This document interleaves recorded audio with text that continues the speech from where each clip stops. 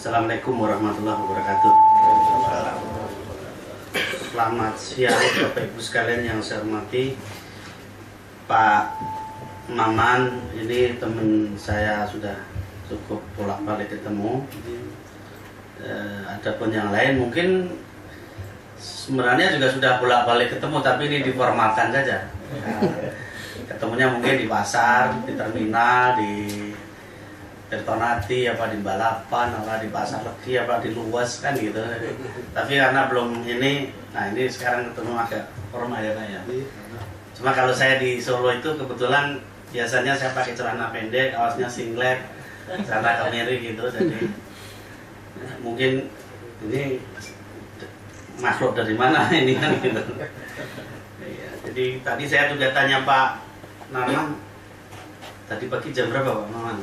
Katanya naik Lion ya Pak ya. Berarti kita satu ruangan teman. Iya, karena saya jam 5.55 ya, Garuda itu jam 5.55. Saya tadi berangkat dari Solo juga. Karena mumpung sempat kemarin saya hari malam minggu ya pulang aja, bisa weekend di Solo kan gitu. Sempat. Nah, gimana caranya kamu coba? Bapak Ibu sekalian yang saya hormati, tadi sudah banyak yang kami dengar, kami saksikan dan kami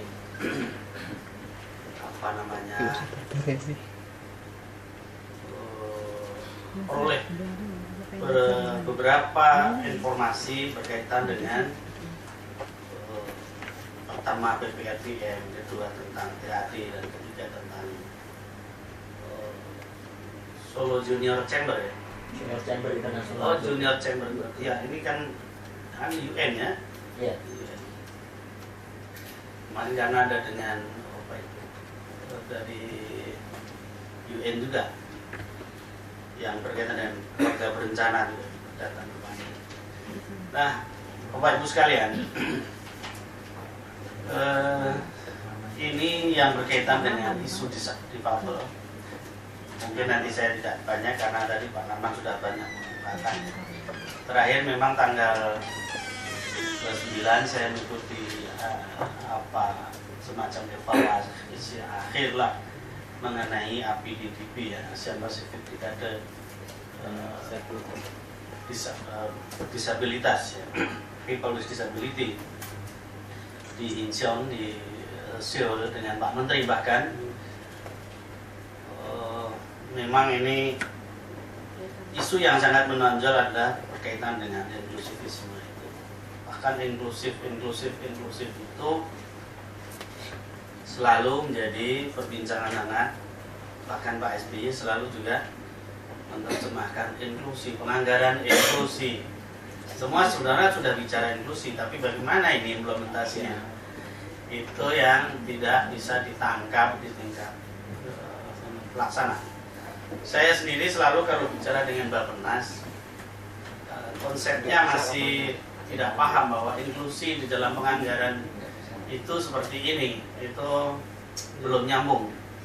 Tapi alhamdulillah saya tadi dapat kabar Pak Maman, karena salah satu direkturnya Bappenas, Bu Vivi, kemarin kita bagi tugas. Oke, kalau begitu Bappenas yang ke Berlin berbicara tentang disabilitas juga, pertemuan di disabilitas. Saya ke Korea dengan Pak Menteri, ternyata sudah ada shifting paradigm gitu ya, ada pergeseran paradigma mengenai disabilitas itu. Jadi mudah-mudahan nanti, karena kemarin mendapat pencerahan di Berlin, penganggaran dan kepedulian dalam pembangunan terhadap disabilitas itu menjadi mainstream yang sekarang menurut saya memang selama ini termarginalisasikan oleh arus besar. Saya selalu mengatakan ini marginal ini kan nggak bisa ditangani dengan model top down, atau juga tidak bisa ditangani dengan model menetes ke bawah. Dari teori ekonominya itu kan menetes ke bawah. Kalau ini trickle down effect ya. Kalau misalnya pertumbuhan 6,7%, maka secara otomatis sebenarnya itu termasuk difabel itu bisa ini. Siapa bilang? Karena ini antara pertumbuhan dengan difabel itu tidak kompatibel. Jadi ini harus ada dulu pendekatan supaya ini bisa masuk di mainstream yang 6,7% itu. Kalau tidak ada penyelesaian dulu di tingkat kelompok marginal, ya dia akan tertinggalkan. Yang 6,7% itu dinikmati oleh sekian persen saja, yang ini yang marginal nggak bisa ikut apa-apa, dia nggak bisa menikmati apa-apa. Maka ini di Bappenas sendiri juga harus ada revolusi mengenai pemikiran. Nah ini saya selalu sampaikan, saya gerakan, saya selalu ngomong bagaimana dengan Bappenas, termasuk dengan Komisi 8. Nah persoalannya kan Bapak tahu sendiri kalau para yang terhormat, para anggota dewan itu kan beda persepsinya kalau sama ketika kita ya, padahal budgeting itu ada di dewan tapi sering tidak satu itu. Oke, jadi ketika kita bicara inklusi sebenarnya tadi sudah Pak Maman sampaikan, harusnya begitu semua. Tidak ada lagi perlakuan eksklusivisme juga. Saya kemarin di Korea juga termasuk mengatakan kalau inklusi, tetapi faktanya misalnya di bidang pendidikan masih ada kelompok-kelompok yang memang dikelompokkan juga. Maunya saya kalau memang itu tidak ada SLP, terusnya jadi satu. Ini menjadi kalau ini disendirikan menjadi eksklusif lagi. Nah ini yang juga ini perlu kita pahami juga. Nah, Bapak Ibu sekalian, saya mengapresiasi apa yang tadi disampaikan oleh Pak Sunarman mengenai beberapa pemikiran baru dan apa yang sudah dilakukan oleh RBM. Terima kasih sekali atas kerja keras RBM yang selama ini sudah menjadi mitra kami, mitra kerja kami. Saya kira Pak Maman PPNPN bisa lebih intensif nanti bekerjasama. Bahkan saya berharap ada semacam pilot project karena kita selalu bicara tentang RBM. Tetapi saya masih mana sih ini outputnya apa kan itu. Kalau tidak bisa kita lihat dengan mata kepala, apakah itu yang bersifat outputnya itu bersifat misalnya kesadaran masyarakat meningkat atau kepedulian pemerintah daerah misalnya, lalu karena ada advokasi terus menerus dari RBM, lalu ada perda tentang disabel atau apa saja yang bisa kita lihat. Syukur bisa langsung pada kelompok marginalnya itu sendiri, artinya teman-teman difabel itu benar-benar langsung mendapatkan layanan atau mendapatkan haknya sebagaimana di dalam CRPD. Ini kita sudah bicara CRPD, sudah diratifikasi, DPR sudah mensahkan, tapi ya kembali lagi kalau sudah bicara implementasi memang tidak gampang. Jadi yang ngomong terus-menerus mengenai CRPD, mengenai ratifikasi Undang-Undang 19 2011 itu sebenarnya Kemensos. Ini sudah dibikin Pak Sabir ini 10 kali tim kor dibentuk, tapi begitu pulang dari tim kor ya berhenti lagi. Ini Kementerian HAM apa, PU apa, kemudian perhubungan apa, itu juga bolak-balik begitu lagi. Jadi memang ini perlu strategi baru kayaknya ini. Dan saya tapi beberapa waktu lalu saya lebaran di kebetulan di New Zealand dan saya tanya juga bagaimana difabel di sini kaitannya dengan CRPD, ratifikasi, APDDP itu apakah juga ternyata sama juga Pak. Jadi ketika ketemu para menteri begitu pulang aplikasinya lupa semuanya, kembali lagi menteri sosial dan pemberdayaan masyarakat perempuan ya, itu aja. Ini juga gitu, ketemu pulang lupa lagi. Dan saya kira memang kita boleh bermimpi besar, tapi harus melakukan meskipun dengan skop yang lokal. Kalau bisa nanti BPHBM dengan kami kita coba membuat pilot project di Solo Raya dan sekitarnya, termasuk dengan Suryagro ya. Ya, Menurut saya bukan Suryagro ini, Suryanro. Karena biasanya bukan gerobokan tapi gerobokan ya. Geger laut. Itu saya kira ini perlu direktur yang hari ini sedang rapat di Menko Kesra, direkturnya untuk kalau perlu 2013 kita mulailah apa yang bisa kita lakukan untuk Solo Raya sebagai pilot project tentang inklusivisme, tentang HBM, tentang apa saja bisa kita lakukan. Kita sepakati bersama apa yang harus kita lakukan untuk 2013. Kemudian berikutnya tadi juga disampaikan, karena saya ini terus terang sebenarnya jam 11 dengan Save the Children dan Metro TV. Tapi oke, saya ini terus tunggu dulu. Yang berkaitan dengan pemberdayaan disabilitas di Solo Raya dan sekitarnya. Jadi intinya kami begini Pak, kalau misalnya teman-teman dari TAD itu membuat proposal tentang bentuk pemberdayaan seperti apa, disampaikan kepada kami. Nah, kami akan merespon dalam bentuk misalnya bantuan sosial. Jadi intinya kalau bantuan sosialnya kami bisa lakukan. Bantuan sosial itu pasti untuk kepentingan disabilitasnya sendiri. Nah di luar itu mungkin agak susah gitu, karena memang kita hanya boleh memberikan bantuan sosial untuk kepentingan difabelnya, disabilitasnya. Jadi silahkan nanti kalau yang berkaitan dengan pemberdayaan, tadi Pak Naman kan kita bergeser dari rehabilitasi ke development, ya itu mungkin ke depan juga akan seperti itu Pak Naman. Ada yang dari teman-teman di Solo Raya mungkin koordinasi aja di TAD mengajukan apa kegiatan apa, kami akan merespon untuk itu.